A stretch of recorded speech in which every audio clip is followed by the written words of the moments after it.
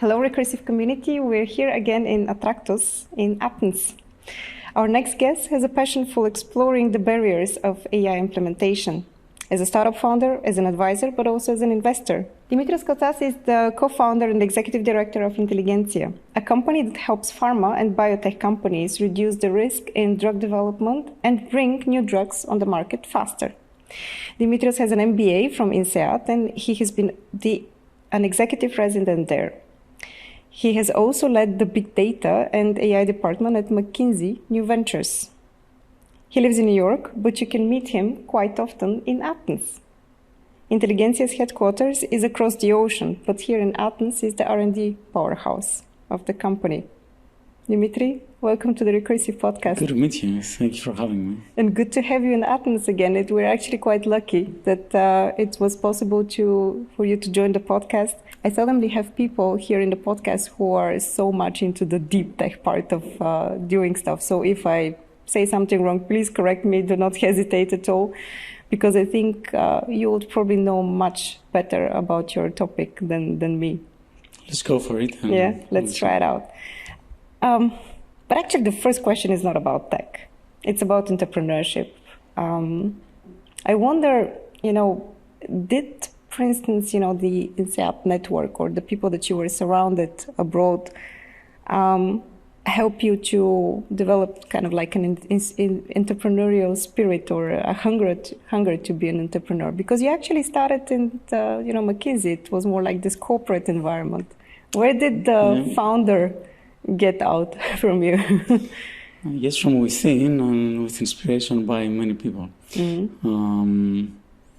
Certain traits have always been with me, like, and the things we discussed earlier, like persistence. Because I have a passion for building, creating things, innovating, like bring something new to the world. Okay. A bit of autonomy. Okay. I will appreciate it. And mentality to work in teams. Right? And then, yes, McKinsey is a big corporation and kind of risk-averse environment, if you will. Yes. But I've seen, not only me, I've seen several people, several of my colleagues there actually move and grow in entrepreneurship. So I've been lucky in that sense to be surrounded by people who are entrepreneurs themselves, either former colleagues or former classmates from INSEAD. And that helps. And we all need to be inspired and supported by others. So did I always want to be an entrepreneur? Probably not. I didn't grow up thinking that, I'll build a business. Okay. Did I have certain traits? Certainly. And before actually Intelligentsia, I had tried my hand in entrepreneurship, but this time it was not technology, it was brick and mortar. Oh, really? With 3 other people, including my brother. We set up a business for exporting traditional Greek spinach pies and cheese pies to New York delis. Oh, really? To New York. Okay. And the market wasn't already taken from someone, or? Okay. No, and that's the interesting surprising thing. So, I was in South Africa before, and they were carrying cheese pies. But it was the only place outside Greece where I had seen this product, and we're initially thinking about exporting Greek olive oil, which everyone was doing at the time, and then we said let's have something that's a bit more unique. Eventually, it was a bit more unique. So at the time, 2013, I recall one of the major Greek newspapers coming out with on the front page. It was around Christmas time, with a ship with light bulbs like red and green and white, and it was saying the Greek pies go out to the US. And the first kind of food conference we joined and so on and so forth were almost the only ones. Others followed. That effort actually went down. We burned money and we closed it 2.5 years into it. But I think it catalyzed a much broader effort by people who were more focused and more capable in that to eventually bring the Greek traditional pies to New York. So you kind of like laid the ground or the path I think others. So, very much. And especially my co-founders, because at the time I was part-time, and that was a key learning that I took from this whole effort. Next time I move into something, I'll do it with 150% of my energy, my time, my dedication. Otherwise, startups, they face so many risks that there are so many ways you can kind of die as a startup. Yeah. You don't want to add one additional risk. It's like babies. Like babies need a lot of attention all the time. It's hard to be part-time. You can't be a part-time dad or a part-time mom. You can outsource a bit of that, but the more you're there, the better chances is that the baby will grow. And I think you anticipated actually my question, which would have been like what you have learned from that experience, but you already mentioned it. Is there something that kind of changed in your mind after this kind of experience, and maybe also kind of failure? Or did you experience it as a failure, actually? No, experience as a very fun and interesting times with a steep learning curve. Okay. Like how you set up the agreement with your co-founders. At the time, I was part-time, two people were full-time, and I had managed to get a major share in the company. I thought it was fair, and I thought it was proper. Okay. And I realized, no, it was not fair to the other two people. It was not proper. I was not contributing enough. Okay. That was a learning. Full-time definitely was a learning. Hands-on. One thing we lacked at that startup was, someone going around from one deal to the other and selling, and you need a van pretty much, and going around all the time and knocking doors, banging on doors. We didn't have that. We have fantastic people on the team, like very experienced, entrepreneurial minded, but not for this exact type of business. So that was another learning. It's like, you need to be very hands-on. You need to be able to roll up your sleeves, and you need your skills to match what you do and your desires. Everything's about desire. Like everything starts with will in life, not just in entrepreneurship. If you want something, life will provide you the ways to get there, but you need to want it. If you want it, then you will shape yourself, you will struggle, you will dedicate the time, you will dedicate the energy and the effort. If not, then you may be 80% there, but you will never get to the 100 or 110 that's needed for startups to succeed. So these were some key learnings. And again, we had fun time. Like it was cool in many ways. I can imagine. By the way, because you mentioned perseverance and maybe also discipline, where did you learn these? Do you have them somehow from your parents, or was it, I think by my parents. Sometimes, I've been going back to my parents. We're three siblings. Okay. And we all work. Which were you in the role? Relatively hard. So I have an older sister, and then I'm next, and then I have a younger brother. It's an interesting dynamic. I'm the middle child with the older brother. We're fortunate that we love each other a lot. We're fighting a lot when we're growing up, and now we have a fantastic relationship. That's a different story. The important thing on perseverance is sometimes I've been going back to my parents, me and my siblings, because we all work hard. And keep going and going and going. And sometimes we've half jokingly, half seriously, we're like, what did you do to us? Like, why do we have to try so hard? But the reality is that all three of us,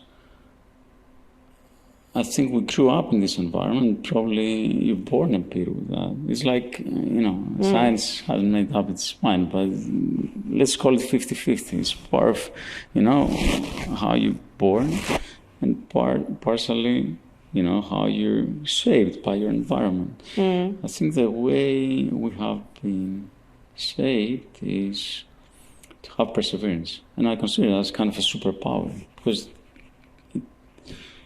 it keeps you going and going and going. It can be also, it's like a sword, double-edged sword. You don't have, you need to also place boundaries. As an entrepreneur, sometimes I say to myself, I need to place boundaries. You need to preserve your energy. You need to know where one direction is not really productive. But to your initial question, is it a critical trait?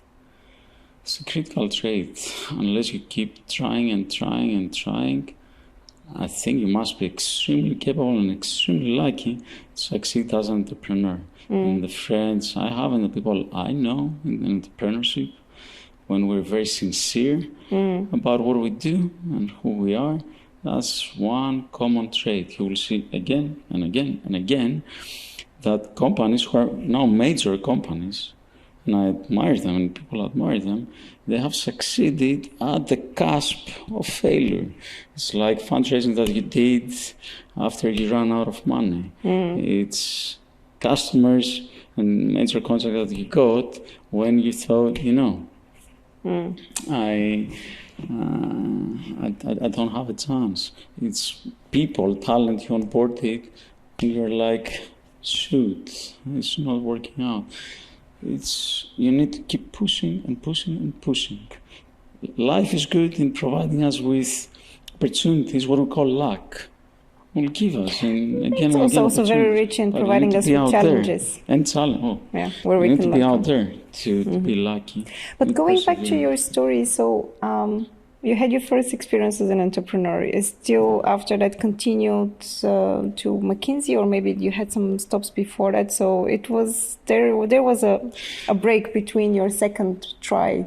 So I was at McKinsey, based out of the Athens office in Europe, Greece, and working around Europe and the Middle East in the pharmaceutical sector. So I was traveling a lot. It was nice because I was picking my projects, if you will. And then we started this business. I took some time off from McKinsey to do several things. So I took a couple of months, and then we started the business. And then I went back to McKinsey. And then a few months later, we moved to the US, one of my co-founders, and I got a phone call. I was in Germany on a project at that time, and I got a phone call from McKinsey person in the US saying, we have this project coming up. Are you interested? I'm like, yeah, absolutely. Because I thought over my weekends I could be selling cheese pies, right? And I could be where, the customers were. So I moved to the States. I was lucky enough to have the opportunity to stay over with McKinsey. Then I took again time off. And then eventually we decided to close down the business. And then I stayed with McKinsey. I got my green card. And I moved to a sabbatical. Initially 6 months, then 10 months sabbatical. And what I did was, supposedly, I would be thinking and looking for my next career step, like business. I was doing due diligence with friends on potential opportunities, like starting a business. But what I was Were you following some kind of methodology to do this due diligence, like the mom's test, or? It was depending on the person. I can imagine that. Yeah. Yeah, I was doing due diligence, but mostly what I was doing, I was playing music. I was painting and I was writing, and I had the time of my life. I didn't travel much. Sometimes people think, you go on a sabbatical and you travel. I didn't travel much. I had traveled already. I'm like, I want to travel with my mind. So I did that for 10 months, and then I realized I wasn't convinced on any idea and on any co-founder. 2, so I wasn't excited enough for any of those things. 2, I felt I could have regrets if I wouldn't go back to McKinsey. Because McKinsey is a good place. And for me, it was it gave me so much. It's a very demanding place in terms of energy and time. And there are things you can do, professional things you cannot do. Like it's within boundaries. That's a very good place. So I went back and I stayed for a couple of weeks in the consulting as I started, and then I'm like, oof, that's a black hole. That's not for me any longer. What am I doing with my life? Did you know that it's not working? You can feel it. You can sense it. Like if you don't have the excitement everywhere. Like I was suffering. Like I was like, I need to do something. Although you enjoyed your job before that. In the past, I was so energetic, and I was jumping on projects, and I was like, it's fantastic. Let's solve the problems. Let's support the clients, right? And when I went back, the magic was gone. The magic was gone. And I didn't have the energy to do this. And I was fortunate because, I had been thinking all along about things I could do in technology. And McKinsey was experimenting at the time with big data and AI. And even more than that, was experimenting from, building applications that they could deliver to clients in a scalable way through software. So it was AI. It was software. And there was this new division, if you will. It was called New Ventures. And we're building new ventures, verticals, by sector, by industry. And I was offered the chance to step in and set up the team and the capabilities for the pharma R&D. And that was my passion, that was my specialty. So it was like a safe environment for a startup. Exactly. Which is actually great, as an experience. Exactly. You still do the startup kind of, way. Exactly. But it was a startup within a corporate. That was the value proposition. Like, here's the budget, we'll build a team, and we'll give you also more resources, and we'll carry this, big brand to help you sell, and so on and so forth. So I moved there, and it was fantastic in many ways. So it was like, boom.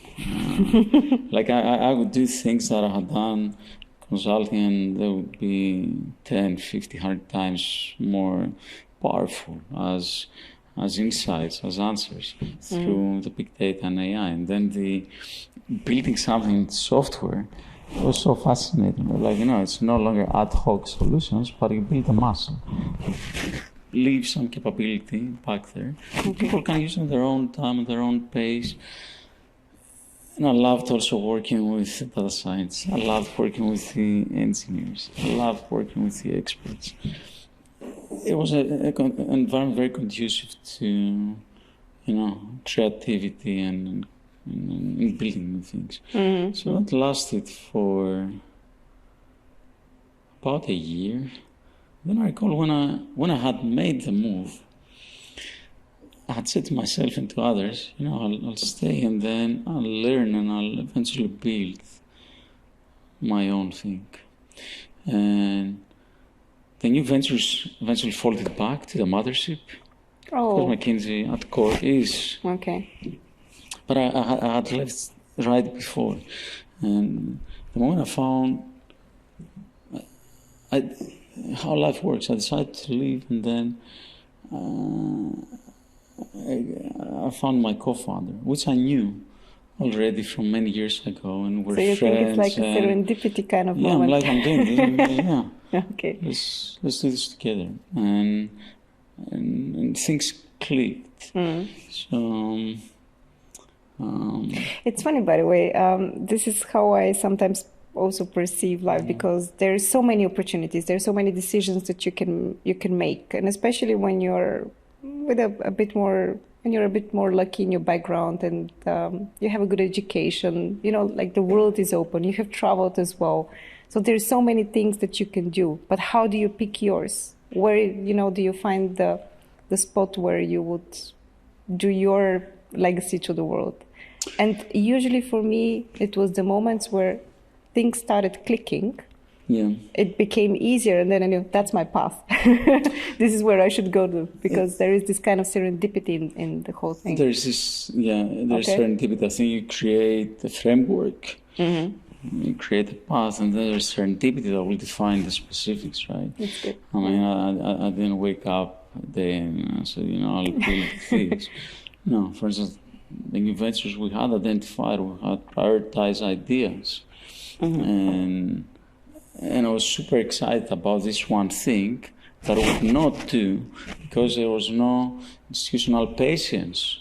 It was but patience to do this. It required investment and so on and so forth. Okay. And then I'm like, it's risks, kind of the elephant in the room when it comes to drug development.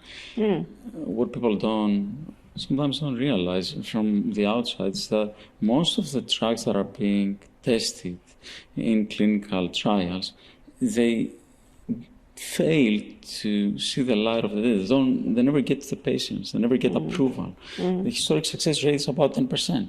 10%? In oncology, where we start, is 5%. That's relatively low, right? I think actually the term startup comes originally from the pharma industry because it was, this kind of, very risky endeavor, which, and still is. Okay. Biotech. Okay. Yeah, high risk, high reward. And the industry is super sophisticated. Precision medicine and novel mechanism of action and novel modalities, super sophisticated with some amazingly smart and experienced and dedicated people, scientists. At the same time, when it comes to how you assess risk, how you make those business decisions, the focus has not been there. And there's not enough science going into that. There's not enough precision. So that's what we do, and that's what at the time, I saw and we saw as an opportunity. And others had identified too. It's not like it was again the elephant in the room, and still today it's the elephant in the room. It's one of those ideas where you say, how come, others don't act on this? And has been out there. It's very hard to crack. It's one of those problems that, they're multidimensional, and you need you need fantastic data. You need strong data science background or foundations to build these. But you yourself, you don't have any kind of, medical or biochemistry background or pharmacology, nothing like that? None of these. I studied law, then I went into engineering, which I never graduated. At some point in my life, I did also business school, the MBA at INSEAD. So it was law, then engineering, and then at McKinsey, business. I worked mostly in pharma. I guess, why and what I bring to the table. Like, why I've done all this is because, I love doing things that I feel are meaningful. And social sector and public sector, I love the idea, and that's why law, I guess. And then I love building stuff and trying. So that's the engineering part, which I needed to explore more. But did you feel like you have a calling at some point? Because, for instance, I still don't know what's my calling. I'm, trying this, and then I'm trying this, and I had this thing bugging me. Okay. That I need to create something. Okay. In a way, I need to find a calling, if you will, right? I don't think I have a calling as such. I think like this specific thing. I think. My calling is again multidimensional, like how you create something, how you offer it.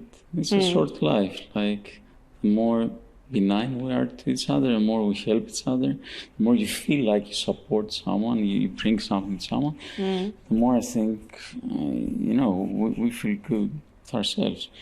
And it's about community. It's about multiple things.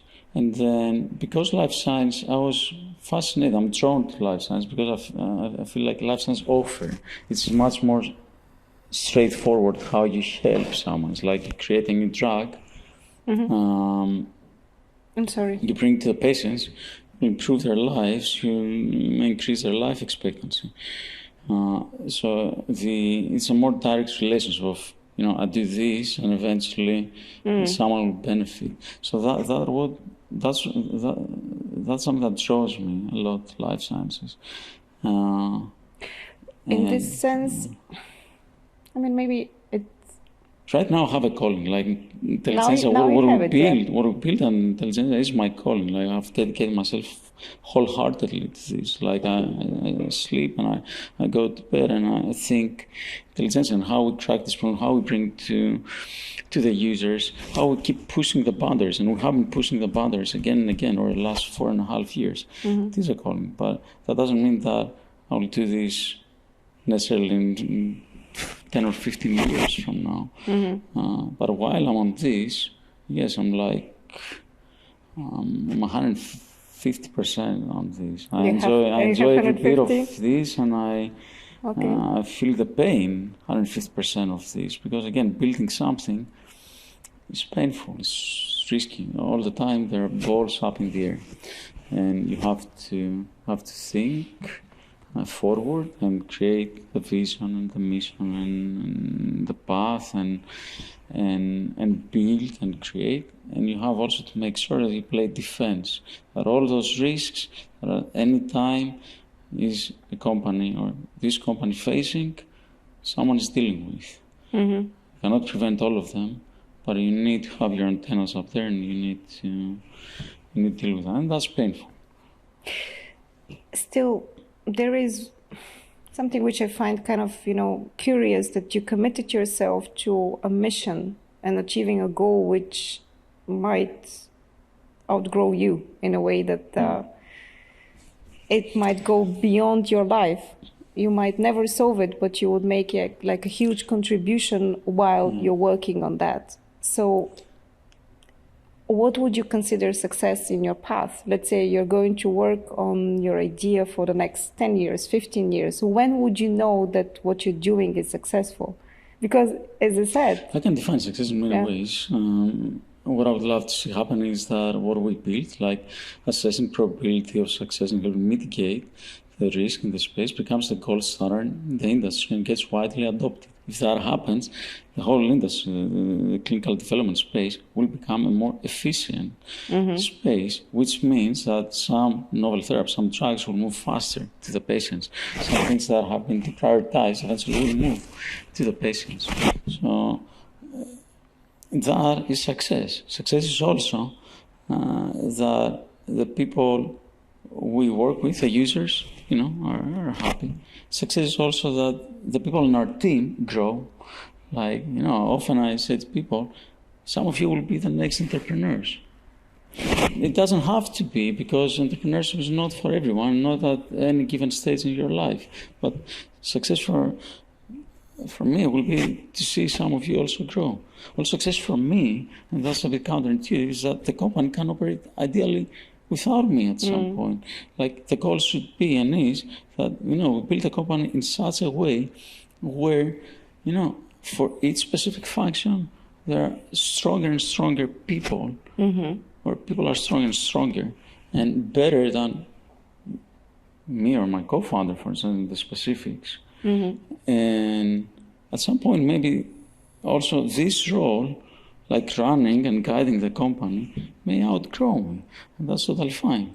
Success is that, the company can operate as such and can keep growing. There are different ways to I find define it curious success. that, in a way, success is always like the horizon. You look at it, and the closer you get, the further it gets also from you. Sometimes I'm thinking maybe they're like KPIs where you can, define, and when you reach them, okay, this is what I wanted to achieve. But of course, then comes the next goal. And in your case, when you say, that the whole industry will benefit, it's not something that you can measure. At some point, maybe there will be also others who will contribute to that progress. So in this sense, do you have maybe like a vision in your head, like where you sit somewhere and then you think, okay, now I know that I made it? Do you have this in, I don't know, drinking champagne, smoking a cigar in a whatever, or maybe being somewhere at the sea in Greece and just thinking, hey. Thankfully, I don't smoke cigars. And as I grow older, champagne gets harder and harder on my body. And I'm going to enjoy the sea in Greece already. So in many ways, I already have so much. I'm fortunate to have so many things in my life that are good. I don't need to, let's say, make it big to then enjoy life. That's a passion that I have right now. Intelligentsia, building Intelligentsia is a passion. That requires sacrifices. It takes away from other things, right? So maybe what I would love to see at some point is that, I can balance it out and I can say, okay, I have been bringing this energy and this passion to this endeavor, to Intelligentsia, and trying to solve this challenge. Now I can focus also on other things. It won't be, in my case, what kind of sacrifices? You sacrifice personal time, you sacrifice time with friends, family. What happened with the painting? With painting the music? and music. And you don't do that you anymore? Sacrifice okay. in a much more limited capacity than I used to. But success, you're talking about milestones and KPIs. A couple of thoughts here. One, please, is a moving post call. Like, always as an entrepreneur, you think, if I get there, then, life will be so much easier. No, it keeps moving and growing. For now, I don't know. Maybe you reach some point where it's like, okay. But a milestones. And then to make it more specific, you need to have quantitative goals. And we have, in my mind, for instance, to the extent that we can serve about 40% of the market, at least 40% of the market, I think that will be success. I do expect that other companies will emerge and do something similar to what we do. Right now, I think everyone who is in our place is not near to where we are, because there are different types of companies. They're not startups like they tend to be large data vendors who overlay some analytical layer. Okay. That's not their focus. They're not tuned to do what we do. So the feedback we consistently get is we're much better. But I expect over time, as the market matures, and this is an important market, others will become also good. Or maybe their pricing will be such that people work. Or maybe they have already established relationships. But I think the moment we get 40%, I will be like, okay, we have achieved a major goalpost, a major and maybe milestone. you deliver to your investors, because I'm sure that you probably have it in your pitch deck somewhere. Yeah, maybe we deliver to the investors. Okay. Investors it's a blessing for companies, a must-have. I guess there are pros and cons with having external funding. That's the first time for you where you're in a situation where you have external funding. How does it feel, by the way? The previous one had got some grants, if you will. But how is your autonomous self? Because you mentioned that you value autonomy. How do you feel in a situation where you have someone in your background who is having a certain expectation toward you that you should partners. Deliver? Okay.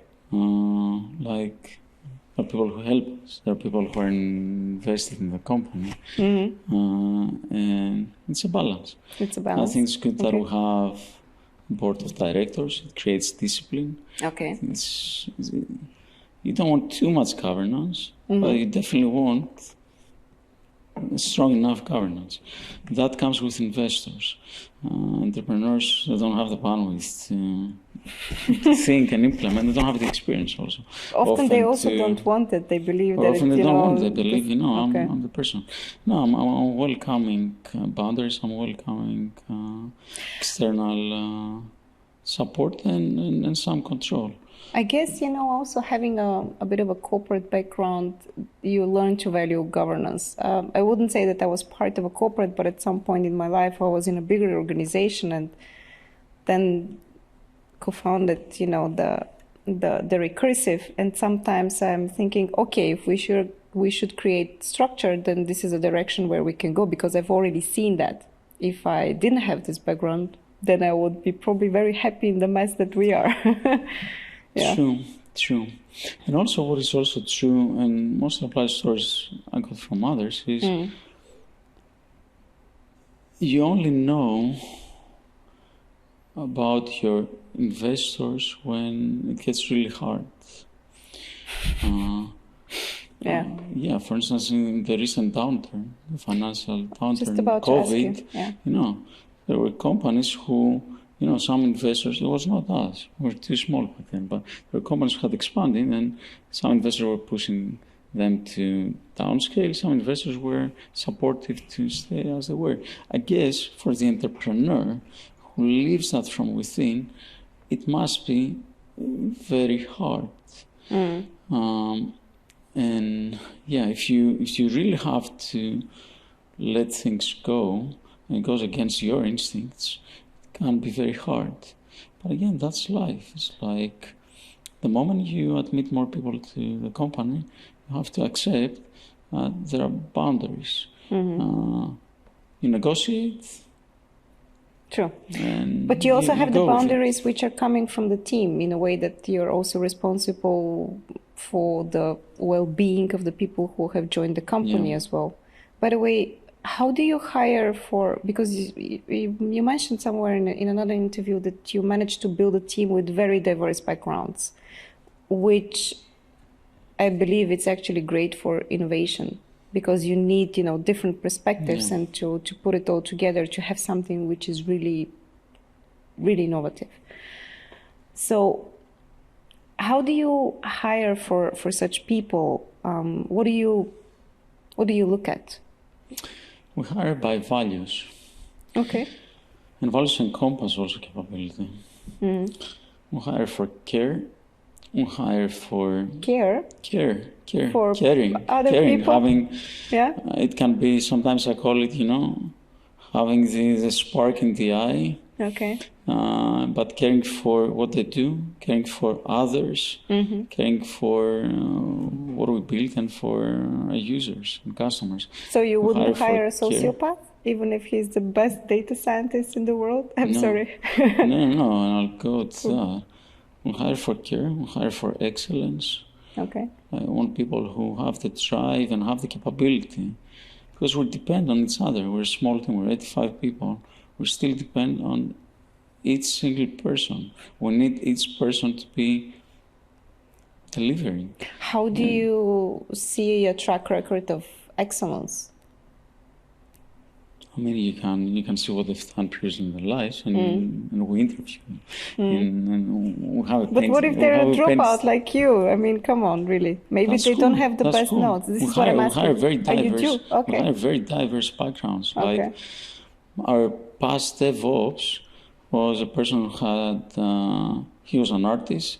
He had done the fine arts school. Okay. And then he became a journalist, and then a DevOps. And great. And he came to us, and it was a fantastic fit.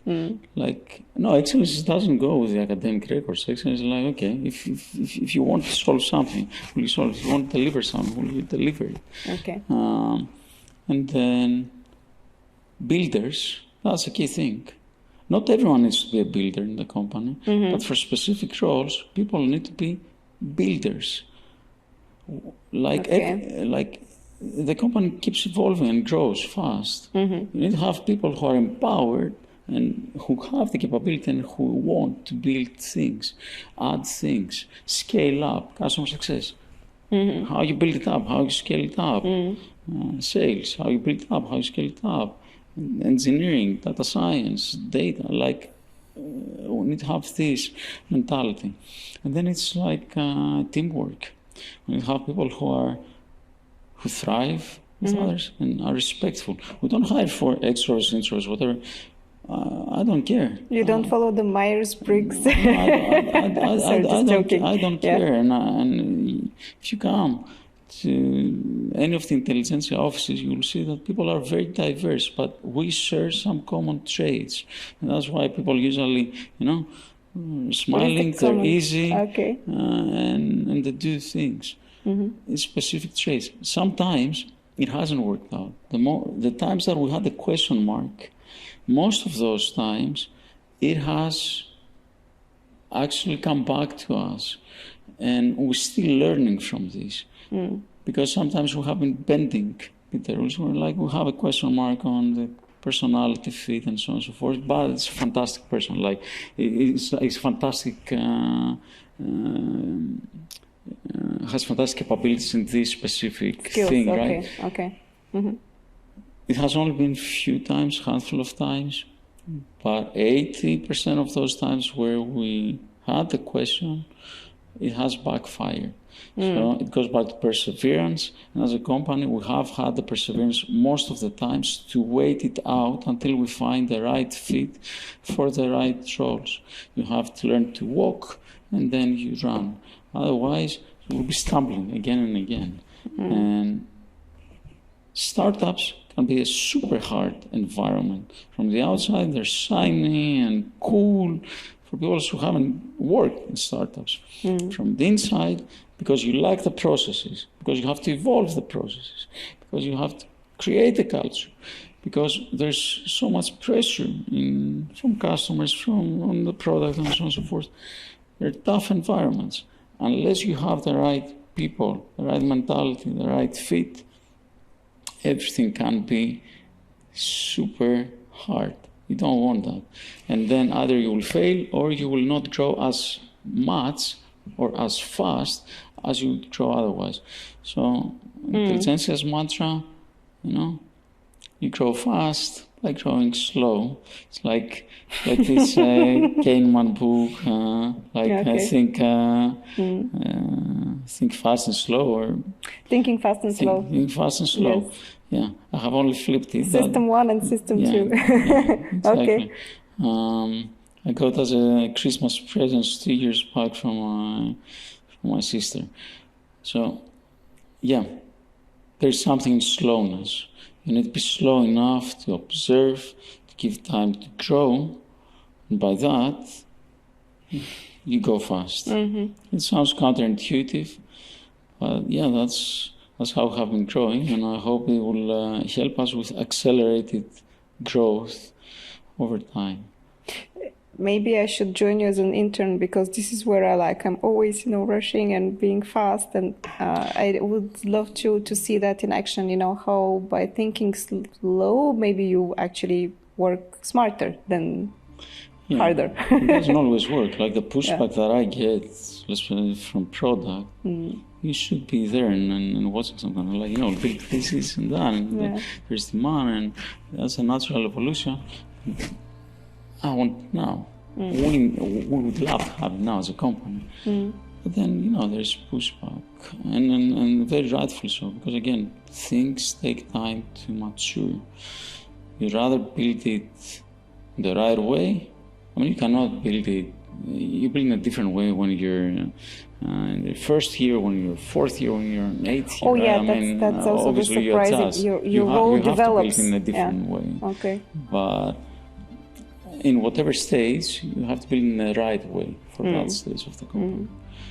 Dimitri, unfortunately, I'll have to let you go now, because you have also other engagements, but it's been a real pleasure having you here in the podcast, and thank you also for calming me down a bit by doing things a bit slower. We will definitely continue the conversation maybe sometime, I don't know, when you get to the 40%, or maybe even before that, because I would like to know how you would reflect on the path so far, and Thank you. Where did you get that? A very noble mission that you're pursuing, and I think we can do well by doing good, literally in our case. I love the mission. I think everyone who works on the company and everyone who surrounds us loves what we do. We're getting energized, motivated. Thank you for the opportunity. We will be following your progress anyway. It has been very interesting, especially because it goes a bit deeper into things. I hope we'll have the opportunity to reconnect sometime in the future and look back. Yes. I don't know when I'm going to be in New York, but happy to do that in Athens. Perfect. Or as you expand, maybe next time it's in New York. Yes. Thank you so much, Dimitri. Next stop for the Recursive podcast, Bucharest. Stay tuned for our newest episodes exploring the stories of Romanian innovators and investors. And if you are just as passionate about innovation as we are, hit subscribe for the Recursive podcast on YouTube or your favorite podcast platform. We're everywhere.